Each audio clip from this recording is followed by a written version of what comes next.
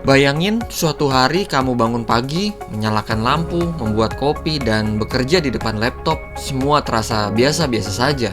Tapi apa jadinya kalau setiap hal kecil yang kamu lakukan meninggalkan jejak yang membuat bumi semakin panas? Dari listrik yang kamu pakai, bensin di kendaraan, sampai plastik bungkus makanan, semuanya berdampak. Nah, disinilah green tech muncul. Teknologi yang katanya bisa jadi penyelamat bumi. Green tech atau green technology adalah teknologi yang dirancang untuk mengurangi kerusakan lingkungan. Tujuannya sederhana, menjaga bumi tetap layak huni, tapi tetap memberi kemudahan bagi umat manusia. Ini bukan cuma soal panel surya atau mobil listrik, tapi juga mencakup inovasi di bidang energi, pertanian, transportasi, sampai cara kita mengelola sampah. Kalau teknologi biasa fokus pada kenyamanan dan kecepatan, green tech fokus pada dua hal, ramah lingkungan dan berkelanjutan. Kamu pasti sering dengar istilah perubahan iklim, bumi memanas, cuaca makin ekstrim, es di kutub mencair, dan banjir makin sering. Banyak faktor penyebabnya, tapi salah satunya adalah cara manusia memproduksi dan memakai energi. Tanpa perubahan cara hidup, diprediksi beberapa dekade lagi suhu bumi akan naik drastis, mempengaruhi pangan, air bersih, bahkan kesehatan manusia. Jadi, green tech bukan sekedar tren, ini adalah kebutuhan. Ada beberapa contoh green tech di kehidupan kita sehari-hari. Yang pertama adalah energi terbarukan. Panel surya dan turbin angin menggantikan listrik dari batu bara. Energi ini bersih dan nggak menghasilkan emisi berbahaya. Yang kedua adalah transportasi hijau.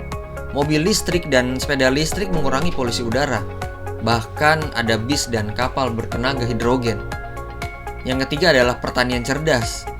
Sistem irigasi hemat dan sensor tanah yang memantau kesehatan tanaman. Tujuannya adalah hasil panen tetap tinggi, tapi tanpa boros sumber daya. Dan yang keempat adalah pengelolaan sampah modern. Mesin yang mengubah sampah organik jadi energi, daur ulang plastik jadi bahan bangunan dan pakaian. Selain teknologi yang sudah ada juga inovasi yang terdengar seperti fiksi ilmiah. Yang pertama adalah bangunan pintar yang menyesuaikan pencahayaan dan suhu otomatis agar hemat energi. Yang kedua adalah kain pembersih udara yang bisa menyerap polusi. Dan yang ketiga adalah penangkap karbon yang menyedot CO2 langsung dari udara dan menyimpannya di bawah tanah. Semua ini dikembangkan dengan harapan bisa mengurangi jejak karbon kita secara signifikan. Meski menjanjikan, green tech juga punya hambatan. Yang pertama adalah biaya yang sangat tinggi.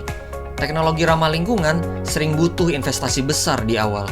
Yang kedua adalah akses yang sangat terbatas. Belum semua daerah bisa menggunakannya. Dan yang ketiga adalah perubahan kebiasaan. Teknologi akan percuma kalau manusia tetap boros dan tidak peduli lingkungan. Green tech memberi kita harapan bahwa masa depan bisa tetap cerah tanpa harus mengorbankan bumi. Tapi ingat, teknologi hanyalah alat. Yang menentukan hasilnya adalah bagaimana kita memilih untuk menggunakannya. Kalau kamu suka penjelasan kayak gini, yuk klik like and subscribe. Kita bakal bahas teknologi rumit dengan cara yang santai.